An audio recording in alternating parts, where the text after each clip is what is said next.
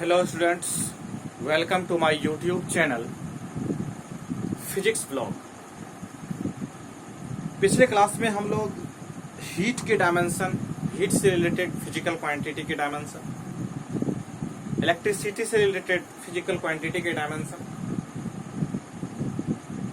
और मैकेनिक्स के अंदर जो रोटेशनल मोशन के डायमेंशन को हम लोगों ने सीखा था। हम लोगों ने उसे निकालने के लिए जाना था। कुछ और डायमेंशन जान लेते हैं।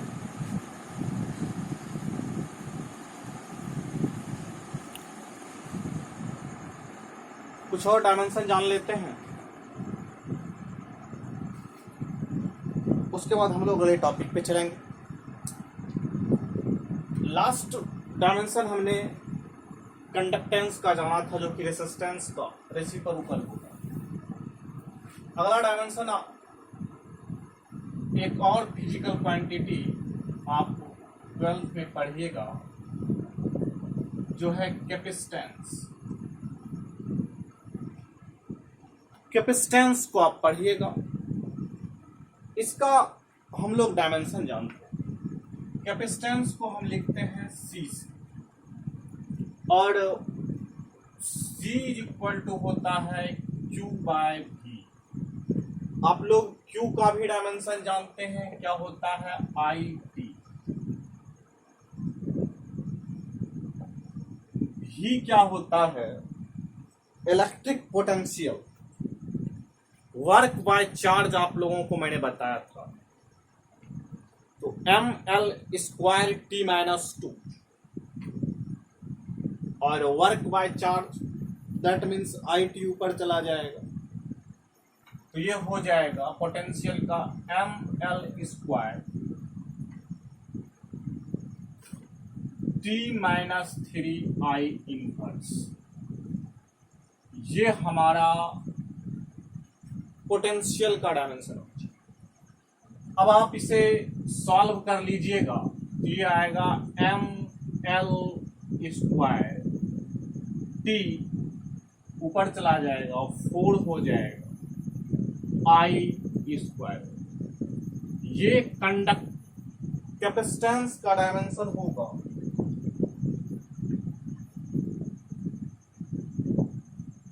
M ये ऊपर हमने भेजा है, तो यहाँ पर पावर हो जाएगा माइनस, यहाँ भी हो जाएगा पावर में। M inverse L-2T⁴ I²। ये हमारे कैपेसिटेंस के डायमेंशन हो जाएगा।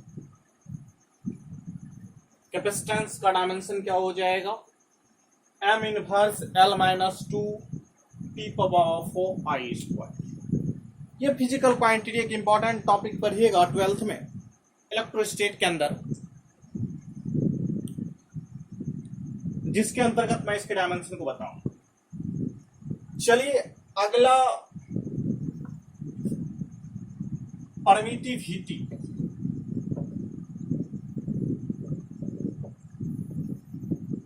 इसको लिखते हैं E0 से। ये किसी भी मीडियम का परमिटिविटी होता है, तो इसको हम, इसका भी डायमेंशन होता है, इसको निकालने की कोशिश करते हैं। आप 12th क्लास में कूलम्ब्स लॉ के बारे में जानिए। कूलम्ब्स लॉ, कूलम्ब्स ने एक लॉ दिया जो कि दो चार्जेज के बीच फोर्स को डिटरमाइन करने के लिए है। दो स्टैटिकल चार्जेज के बीच, पॉइंट चार्जेज जो होते हैं उसके बीच में उन्होंने बताया कि फोर्स जो होता है 1/4πε0 Q1 Q2/R²। यहां से अगर हम देखें तो हम ε0 को हम लिख सकते हैं 1/4π इंटू 1/f, नीचे करेंगे Q1 Q2/R²। ये हमारा हो जाएगा। अब आप कहिएगा सर ये कांस्टेंट टर्म है 1/4π, कोई नंबर है तो इसका कोई डायमेंशन नहीं होगा। चलिए कोई बात नहीं, बाकी सबका डायमेंशन हम लोग पुट कर लेते हैं। तो 1/4 फोर्स का डायमेंशन होगा mlt-2। आफ्टर देन इसको आप कहेगा सर दोनों चार्ज ही है, तो IT लिखने में कोई प्रॉब्लम नहीं। ये कांस्टेंट उसका डायमेंशन नहीं, 1/mlt-2 डिस्टेंस का square, that means L square. अब आप लोग इसे सॉल्व कर सकते हैं।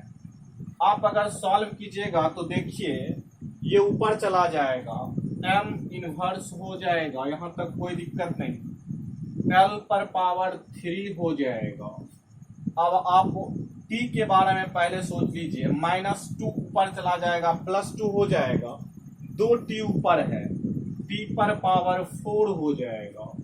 अब I ऊपर ही है तो I square, that means E not का जो डायमेंशन होगा परमिटिविटी का वह होगा m inverse L cube t पर पावर 4 I-2। ये इसके डायमेंशंस होंगे। आप लोगों को ये समझ में आ गया होगा। यहां पर हम लोग मिस्टेक कर रहे हैं, ये -3 होगा। कैलकुलेशन में मिस्टेक हो जाता है, आप लोग थोड़ा सा ध्यान से लिख लीजिएगा। ये सब कैलकुलेशन है, आप लोग आसानी से कर सकते हैं।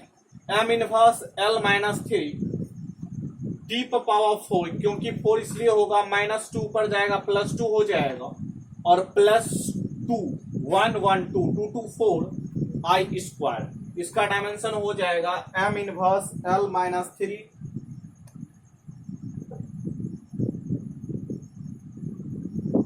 t पर पावर 4 I स्क्वायर।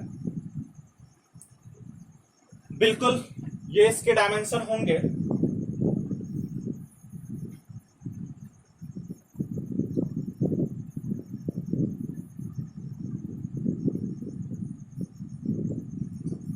ये परमिटिविटी का डायमेंशन होगा। उसके बाद आगे देखते हैं, आगे के जो डायमेंशन है डायपोल मोमेंट।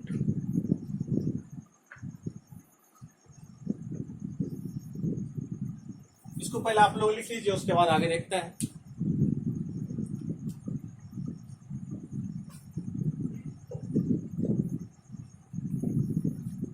चलिए आप लोगों को डायमेंशन 2-4 और लिखाएंगे, उसके बाद आप लोगों का टॉपिक पे हम आएंगे। आगे टॉपिक पे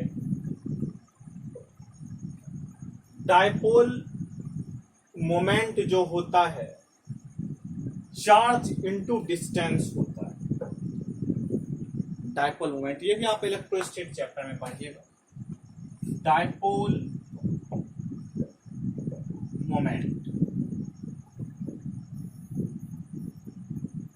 ये होता है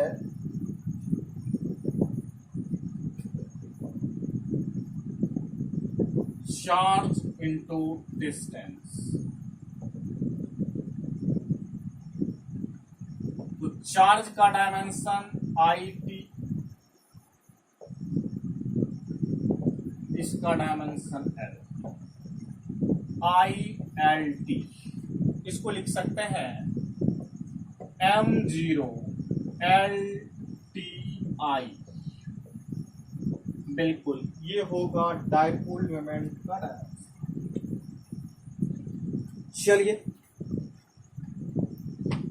अब आगे देखते हैं प्लैंक्स कांस्टेंट।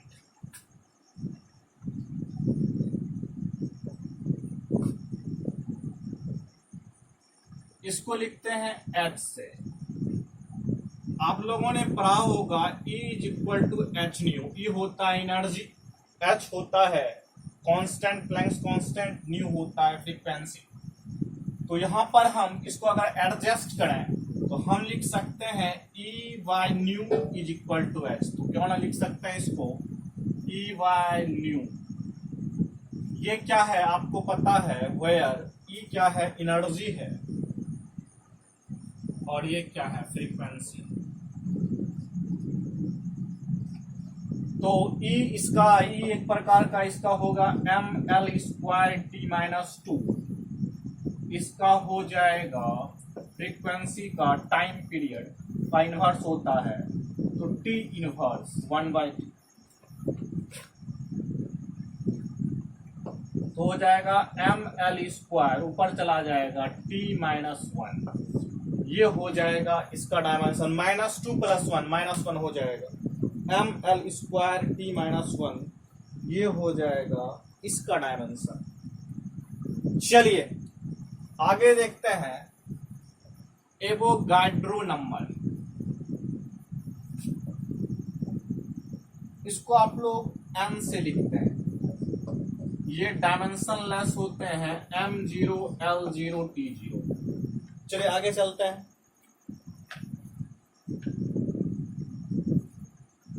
गैस कांस्टेंट, इसको देख लेते हैं। आप लोग केमिस्ट्री में पढ़िएगा, फिजिक्स में भी आगे पढ़िएगा।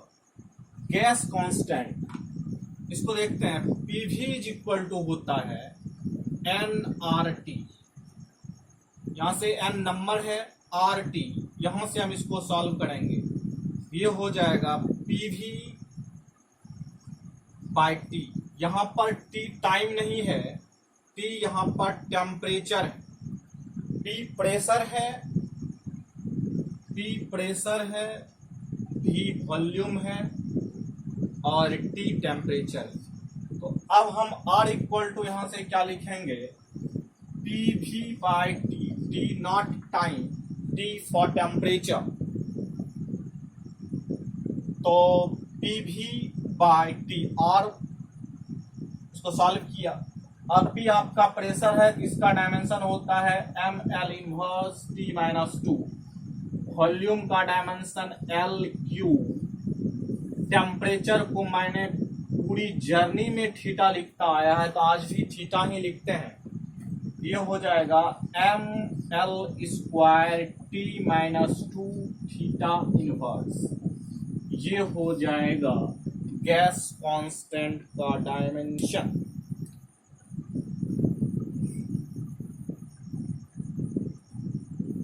इस तरह से आप लोगों ने डायमेंशंस को देखा।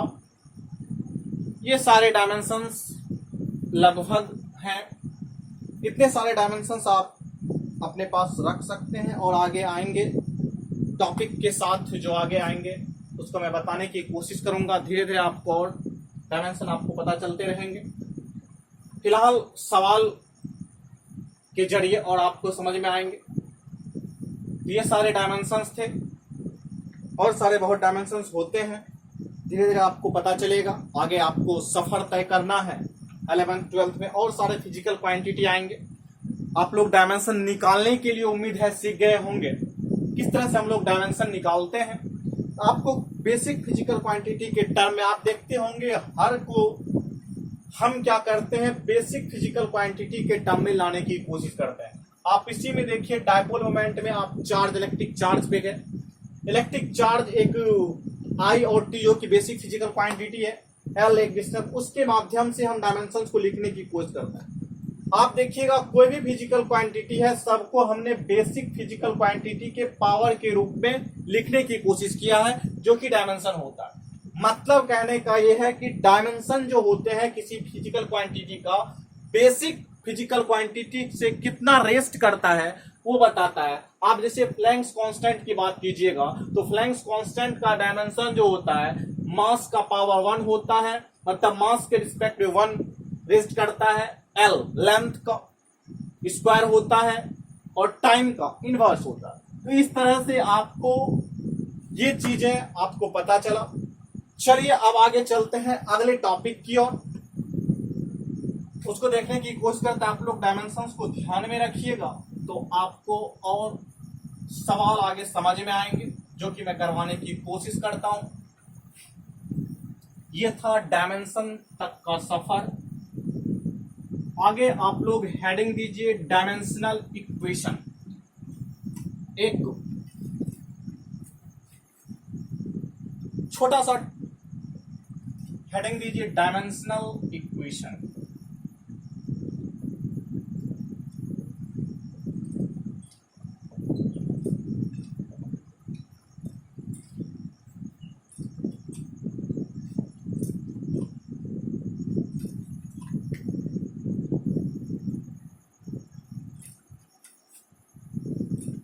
the equation in which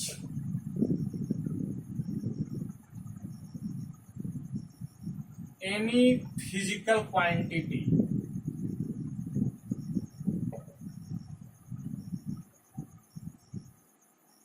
is expressed in terms of dimension.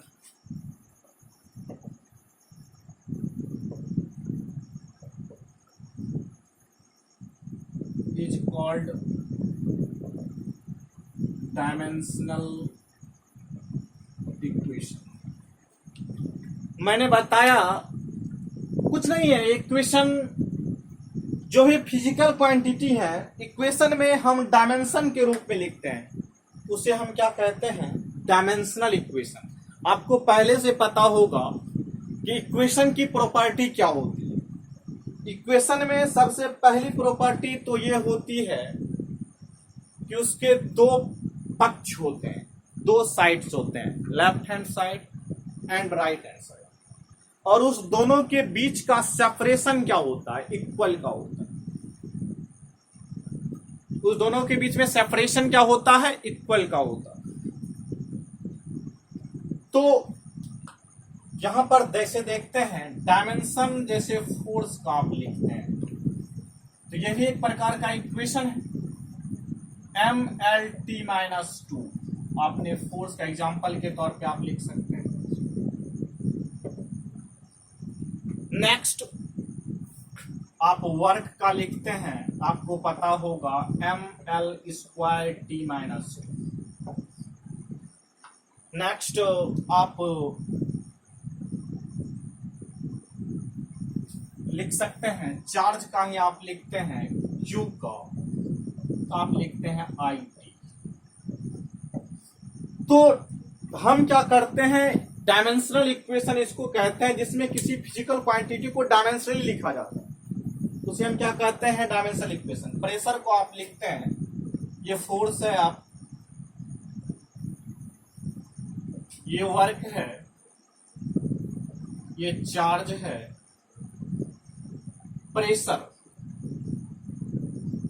Pressure को हम क्या लिखेंगे, ML−T-2।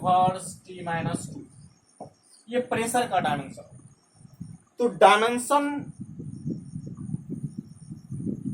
डायमेंशनल इक्वेशन उसको कहते हैं जिसमें क्या होता है, फिजिकल क्वांटिटी को किसमें एक्सप्रेस किया जाता है, और उसके डायमेंशन के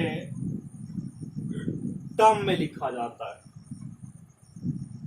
या फिर with the help of dimension लिखे जाते हैं, ये भी कह सकते हैं। तो ये इसे कहते हैं dimensional equation.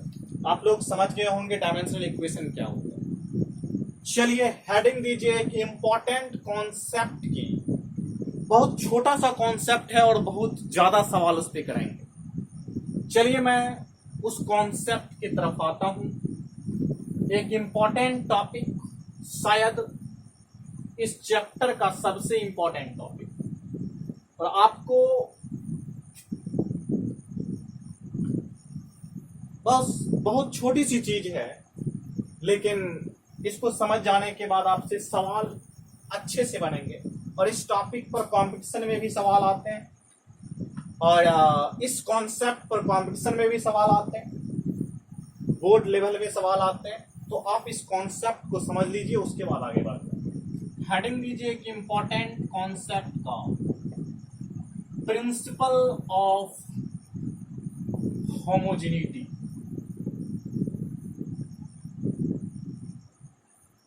Principle of homogeneity. चलिए, होमो का मतलब होता है सेम, मतलब कुछ ऐसी ही बातें होने वाली है, कुछ नहीं। आपको इसमें कोई बड़ी चीज ये नहीं है, बहुत नाम इसका, मतलब आपको देखे होंगे बहुत ज्यादा बड़ा वर्ड लिख दिया, प्रिंसिपल ऑफ होमोजेनिटी, लेकिन इसके मीनिंग बहुत छोटे हैं। आपको मैं एक एग्जांपल पहले देता हूं, उसके बाद आपको इस पर आता हूं। चलिए, आप लोग बचपन से ये सब काम करते आए हैं, लेकिन आपको पता नहीं है। आप लोग मार्केट गए होंगे, आप लोग कहिएगा वो तो रोज जाते हैं, इसमें कोई कौन सी नई बात है, मार्केट तो जाना रोज होता है।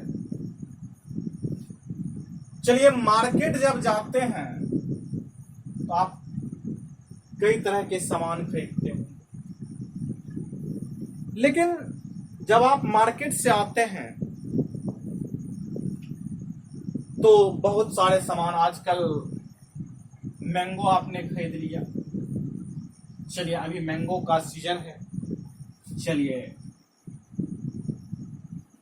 मैंगो आपने 2 केजी, चलिए कोई बात नहीं।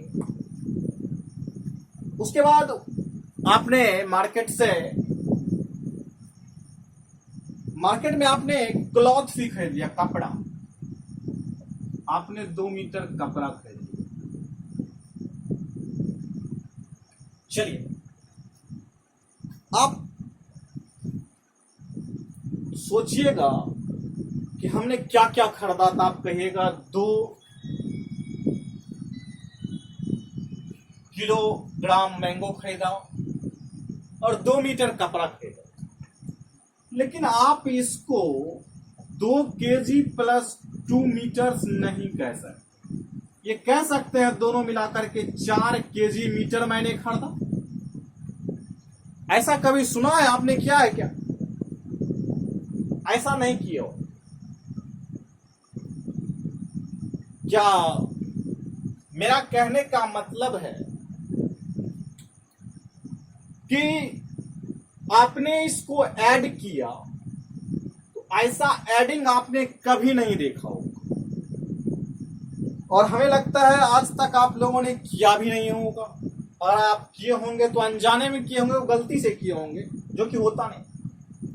चलिए आप जोड़ या घटाव किसी भी चीज का करते हैं तो वो सेम फिजिकल क्वांटिटी में करते हैं, ऐसा नहीं करते हैं आप 2 किलोमीटर में 2 किलो चावल जोड़ देते हैं। क्या 2 किलोमीटर आपने डिस्टेंस ट्रेवल किया, आप प्लस कहिएगा हमने 2 किलो चावल खरीदा, क्या मतलब ये हम सेम फिजिकल क्वांटिटी के टर्म को ही जोड़ सकते हैं, घटा सकते हैं, क्या इसमें कोई बात है? ये तो कहिएगा ये तो हम सर पहले से जानते थे, बिल्कुल आप लोगों को जानना भी चाहिए, मैंने आपको याद दिला दिया, कहीं आप लोग भूल गए होंगे। चलिए प्रिंसिपल ऑफ होमोजेनिटी का कहना भी कुछ इसी प्रकार की बात है। इसका कहना है कि डायमेंशन जो होते हैं किसी भी इक्वेशन में, प्रत्येक टर्म का सेम होता है। Dimension of all term present in equation is same, all terms जो होते हैं उसके डायमेंशन क्या होते हैं? सेम। चलिए इसको लिखते हैं, dimension of each term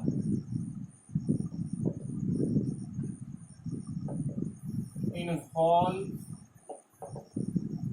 in equation is same।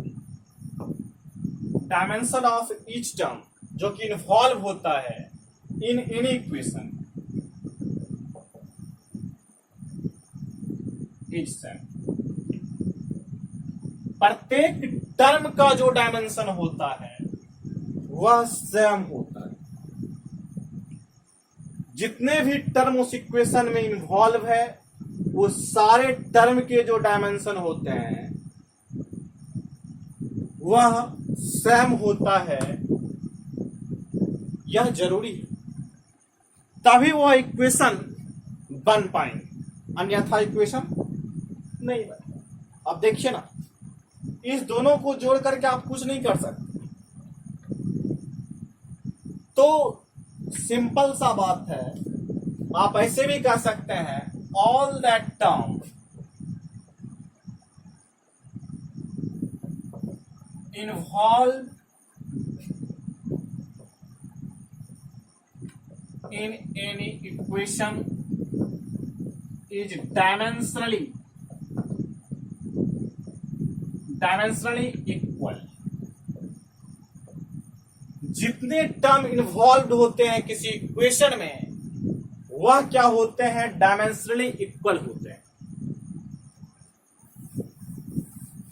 Principle of homogeneity का कहना यही है कि all terms involve in an equation must be same dimensionally. यही चीज कहना है प्रिंसिपल ऑफ होमोजेनिटी। ये छोटी सी बातें हैं, इस पर जितने भी टर्म इक्वेशन में इन्वॉल्व है वो सारे टर्म का डायमेंशन क्या होते हैं, इक्वल होते हैं। मतलब डायमेंशनली ऑल टर्म्स इक्वल होते हैं जो इक्वेशन में प्रेजेंट होते हैं। सिंपल सा बात आपको याद रखना है। चलिए इसको एक एग्जाम्पल के जरिए हम समझने की कोशिश करते हैं ये कैसे होता है। चलिए एक एग्जाम्पल आपका जाना पहचाना इक्वेशन लेते हैं, v is equal to U plus at. ये तो हम जानते हैं, ये तो बहुत पहले से हम जानते हैं, पिछले 2 साल पहले ही हमको ये बताया गया था कि v इज इक्वल टू ये u प्लस एटी होता है। बिल्कुल होता है, हम भी कहा करें नहीं होता है, आप लोगों को पता है। चलिए v, इसमें आपको यह भी पता होगा v क्या होता है। v होता है फाइनल वेलोसिटी, कहिएगा बिल्कुल। आप लोग बताइए तो u क्या होगा, u कहिएगा इनिशियल वेलोसिटी है सर। चलिए एक कहिएगा कि एक्सेलरेशन है। देखिए मैं आपको छोटी छोटी बातों को समझा रहा हूं, धीरे धीरे मैं सवाल का लेवल बढ़ाऊंगा। t क्या है, टाइम। चलिए पहले इस बात को देखते हैं, मैंने जो कहा है उस बात, डायमेंशन ऑफ ईच टर्म। चलिए पहले ये बात समझ लेते हैं कि इसमें टर्म कितने हैं। आप देखिएगा सर, एक टर्म ये कहिएगा है, दूसरा टर्म ये है, तीसरा टर्म, यानी कि इस इक्वेशन में 3 टर्म है। टर्म जो सेपरेट होते हैं वह प्लस माइनस से होते हैं। अब देखिए लेफ्ट हैंड साइड में हमारा टर्म क्या है, v। इसका डायमेंशन आप बताइए, v का डायमेंशन क्या होता है। आप कहिएगा सर LT माइनस 1। क्या बच्चों, क्या LT माइनस 1 आप लोग याद किए होंगे। याद करने की इसमें क्या बात है sir, v displacement upon time, displacement का लेंथ, सॉरी L, टाइम का t इनवर्स। चलिए अब आप u इक्वल टू आप कहिएगा RHS में देखिए u, ये क्या होगा LT माइनस 1। देखिए 2 टर्म इसका डायमेंशन इक्वल। अब तीसरा टर्म ही कहिएगा सर ये इक्वल नहीं होगा। आपको लगता होगा ये कैसे इक्वल हो सकता है यार। चलिए देखते हैं, ए क्या होता है LT माइनस 2, इसमें आपने t माइनस 2 प्लस 1 क्या होगा LT माइनस 1। आपने देखा कि प्रत्येक टर्म का जो डायमेंशन होता है वह इक्वल होता है जितने भी टर्म उस इक्वेशन में प्रेजेंट होते हैं। मतलब आप कहिएगा कि हम उसी इक्वेशन को डायमेंशनली करेक्ट कहेंगे। अब आप एक बात कह सकते हैं, इस प्रिंसिपल ऑफ होमोजेनिटी से आपने ये समझा कि कोई भी इक्वेशन को डायमेंशनली करेक्ट हम तभी कहेंगे। मैं ध्यान से सुनिएगा बात को, मैं इक्वेशन को डायमेंशनली करेक्ट की बात कह रहा हूं। मैं क्यों कह रहा हूं ऐसा ये भी मैं बात करूंगा अभी जस्ट इसी क्लास में। तो कोई भी इक्वेशन को डायमेंशनली करेक्ट हम तभी कह सकते हैं जब उस इक्वेशन में इन्वॉल्व प्रत्येक टर्म का डायमेंशन सेम हो, अर्थात जो प्रिंसिपल ऑफ होमोजेनिटी का पालन करता हो, उसे हम कहेंगे वे इक्वेशन डायमेंशनली करेक्ट। चलिए, इस बात को आप समझ गए होंगे। तो इससे हम चलिए आगे एक और एग्जांपल लेते हैं, उसके बाद आपको समझ में आएगा। चलिए, इस एग्जांपल से आप समझ गए होंगे। चलिए नेक्स्ट एग्जांपल लेते हैं। S is equal to U T plus half A T square. कहिएगा सर सब जाना पहचाना ही इक्वेशन आप देते हैं। बिल्कुल, आप लोगों को जाना पहचाना इक्वेशन देंगे तभी तो आपको समझ में आएगा। पहले वो छोटी छोटी चीजें आपको दिखाता हूं जिससे आप लोग समझ जाए पहले कॉन्सेप्ट क्या, उसके बाद आगे तो चलना ही। चलिए, इसमें S कहिएगा डिस्टेंस है सर, बिल्कुल। U अभी आपको मैंने बताया initial velocity t time a acceleration, ज्यादा लिखने की जरूरत नहीं है। चलिए, S डिस्टेंस है तो इसका डायमेंशन लेंथ होगा। LHS में आप देखिए कि आपका लेंथ हो गया। अब आप कहिएगा सर यूटी को भी तरी देख लिया जाए, तो LT माइनस 1 t का डायमेंशन आप कहिएगा कि सर t होगा। अब -1 + 1 कट के क्या हो जाएगा, 0 हो जाएगा, बचेगा क्या, L। अब बताइए हाफ AT स्क्वायर। अब मैं आपको एक चीज मैं लिखा दूंगा लास्ट में, लिमिटेशंस ऑफ डायमेंशंस में।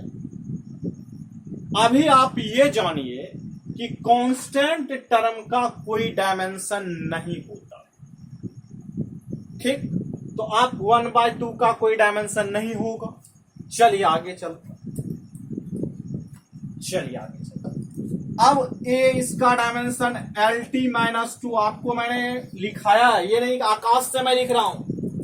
पिछले अगर आपको ये डायमेंशन अगर समझ में नहीं आ रहे हैं, आप ये वीडियो देख रहे हैं तो आप पीछे का वीडियो पहले देख लें, उसके बाद आपको ये समझ में आएगा। अब इसका डायमेंशन t का स्क्वायर। अब आप कहिएगा -2 + 2 कैंसिल। अब आप देखिए प्रत्येक टर्म का डायमेंशन सेम आया, जो कि इक्वेशन का कहा, प्रिंसिपल ऑफ होमोजेनिटी का कहा। तो हम कह सकते हैं this equation is dimensionally correct.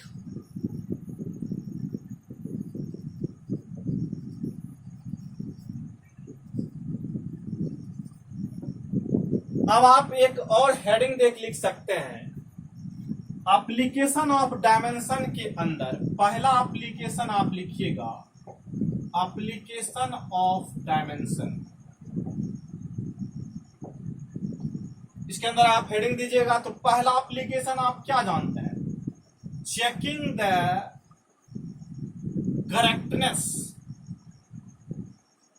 Of equation dimensionally. मैं स्पष्ट लिख देता हूं, चेकिंग द पहला एप्लीकेशन आपने है क्या, और एप्लीकेशन आगे पढ़ाएंगे। पहला एप्लीकेशन क्या है, एप्लीकेशन ऑफ डायमेंशंस के अंतर्गत checking the correctness, equation dimensionally सही है या नहीं। इस चीज को हम डायमेंशंस के जरिए, डायमेंशन को सीखने के बाद हम इस चीज को कर सकते हैं। डायमेंशनली हम इक्वेशन को करेक्ट कर सकते हैं। अगर करेक्ट होगा, करेक्ट करने का क्या पैमाना होगा कि हम प्रत्येक टर्म के डायमेंशन को देखेंगे क्या इक्वल है या नहीं है। अगर है तो हमारा क्या है, वह इक्वेशन डायमेंशनली करेक्ट है। इस बात को आप समझ गए होंगे। अब मैं बार बार डायमेंशनली शब्द क्यों बोल रहा हूं या लिख रहा हूं, इसका मीनिंग समझ लीजिए। अब बताइए S = UT + half AT square, ये इक्वेशन आप लोगों ने पढ़ा हुआ है। कहिएगा सर ये मोशन का इक्वेशन है, कोई बात नहीं। कोई बंदा आएगा गलती से लिख देगा S = UT + 2AT स्क्वायर, ये भी इक्वेशन तो डायमेंशनली करेक्ट हो जाएंगे ना। देखिए हालांकि इक्वेशन करेक्ट नहीं है, लेकिन डायमेंशनली करेक्ट होंगे। मैंने बताया कि कांस्टेंट टर्म का कोई डायमेंशन नहीं होता। अगर s is equal to U T plus 2at² भी लिख दिया जाए तो उसका भी डायमेंशन सेम होगा। तो हम क्या करते हैं, डायमेंशंस के जरिए, ऐसा नहीं है कि वह कंप्लीटली इक्वेशन सही हो सकता, डायमेंशनली इक्वेशन सही कर सकते हैं, सही हो सकता है अगर प्रत्येक टर्म का डायमेंशन सेम हो। आप देखिए इस टर्म में भी देखिएगा s is equal to 2ut plus 2at² है, इसमें भी कहिएगा सर बिल्कुल प्रत्येक टर्म का डायमेंशन सेम आ रहा। This equation is also correct dimensionally. Okay, तो डायमेंशनली ये भी इक्वेशन करेक्ट है, ये भी इक्वेशन करेक्ट है। हम ये नहीं कह सकते हैं ये इक्वेशन डायमेंशनली करेक्ट नहीं। तो कोई भी इक्वेशन को हम डायमेंशनली करेक्ट कह सकते हैं इस केसेज में जब उस इक्वेशन में प्रेजेंट सारे टर्म का डायमेंशन सेम हो, अर्थात प्रिंसिपल ऑफ होमोजेनिटी का पालन करता हो, तब हम कहेंगे वह इक्वेशन क्या है, करेक्ट है। चलिए कुछ और एग्जांपल के जरिए देखते हैं।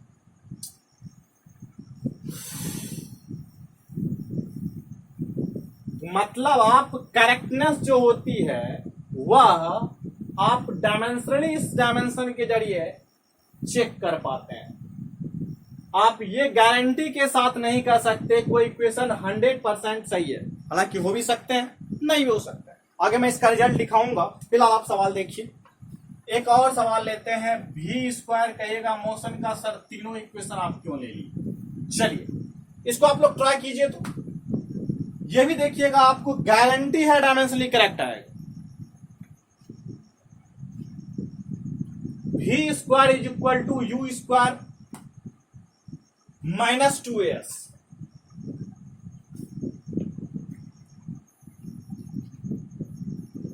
कहिएगा सर प्लस 2s होता है, आपने माइनस 2s। अरे यार ये भी करेक्ट होगा ना, आप करके देखिए।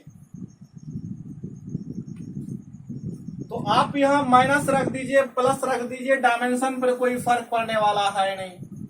चलिए देखते हैं v² का। आप कहेगा सर LT-1 का होल स्क्वायर हो जाएगा, तो हम इसको लिखेंगे L² T-2। बिल्कुल। U² को क्या लिखिएगा आप, LT-1 का होल स्क्वायर, ये भी होगा L² T-2।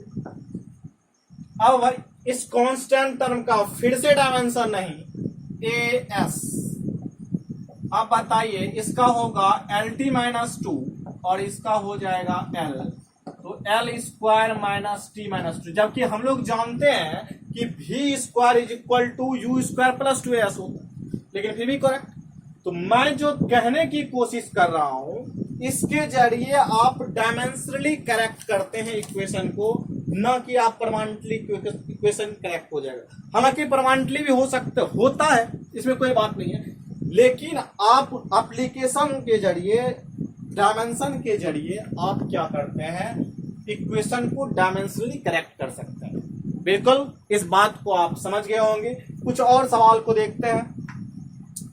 चलिए आप कहिएगा sir W is equal to FS होता है, फोर्स इंटू डिस्प्लेसमेंट। बिल्कुल होता है, FS cos थीटा। चलिए इसको देखते हैं। W इसका डायमेंशन क्या होगा, ML² T-2। बिल्कुल सर। F का क्या होगा, F यहां पे फोर्स है, MLT-2। S distance, ML² T-2। देखिए दोनों इक्वेशन दोनों तरफ सेम है, यानी cos थीटा मैंने बताया था इसका कोई डायमेंशन होता नहीं। चलिए अगर कोई बंदा sin थीटा यहां लिख दे, क्या फर्क पड़ता था, वो भी डायमेंशनली करेक्ट था। चलिए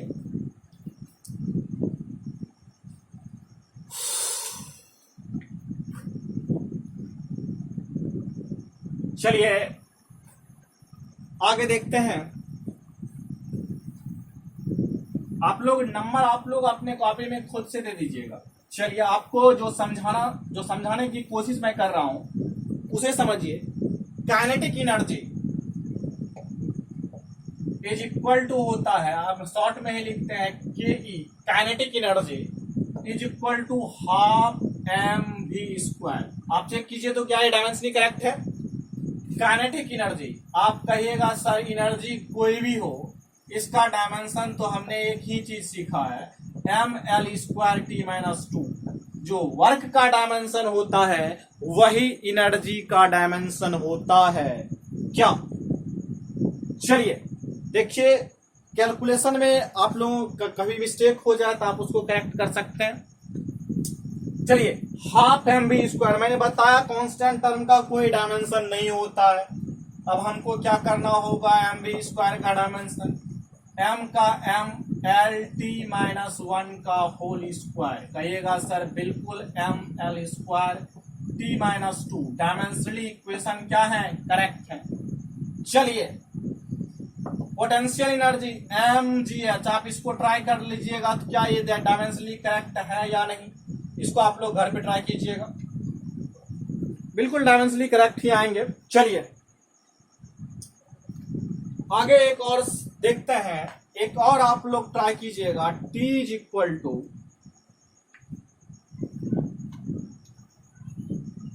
टू पाई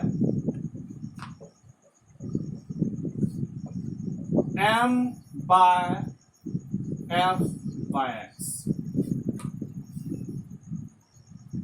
इसको आप ट्राई कीजिएगा, दोनों डायमेंशनली करेक्ट आएंगे।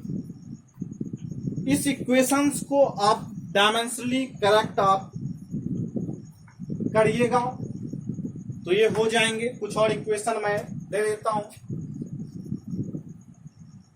क्या इसको भी आप देखिएगा, क्या ये इक्वेशन W इंटू टी, क्या इक्वेशन, ये हेडिंग दे दीजिए checking the correctness of equation, checking the correctness of equation. W is equal to F T, ये देखिएगा करेक्ट होता है या नहीं होता है। इसको आप, अब मैं लिखता हूं x is equal to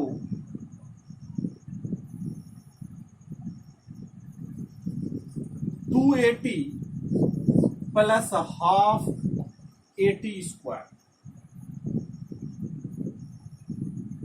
where A expression है, डी टाइम है, एक्स क्या है, डिस्टेंस। आप इसको आप बताइएगा कि सर ये डायमेंशनली करेक्ट है या नहीं। इसको मैं ऊपर लिख देता हूं, शायद आप लोगों को दिखाई नहीं पड़ेगा। यहां लिख देता हूं x is equal to 280 plus half 80 square. इसमें ए क्या है, एक्सलेरेशन है,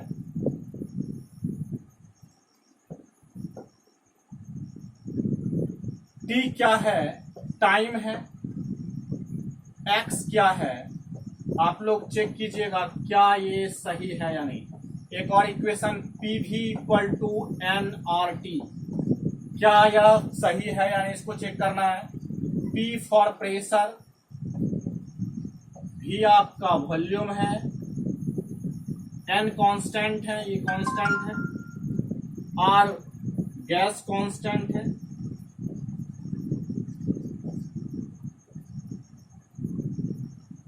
टी क्या है, temperature.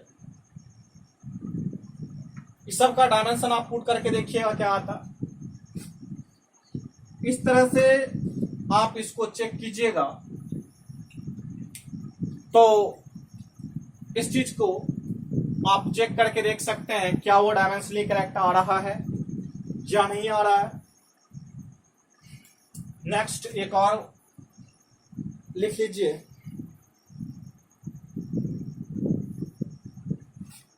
P is equal to F T. P यहां पर मोमेंटम है, F यहां पर फोर्स है, T यहां पर टाइम। इस सबको चेक कर लीजिएगा। अगले वीडियो में हम प्रिंसिपल ऑफ होमोजेनिटी पर ही सवाल करवाएंगे। बेहतरीन से बेहतरीन आपको सवाल करवाएंगे, नीचे लेवल से, बोर्ड लेवल से लेकर के कंपटीशन लेवल तक का आप इसको रिवाइज करके रखिएगा। तब कल आप लोगों के लिए बेहतरीन से बेहतरीन सवाल लेकर आएंगे, सिर्फ और सिर्फ इसी कॉन्सेप्ट पे। मिलते हैं नेक्स्ट वीडियो में आप लोगों से, तब तक के लिए बेस्ट ऑफ लक।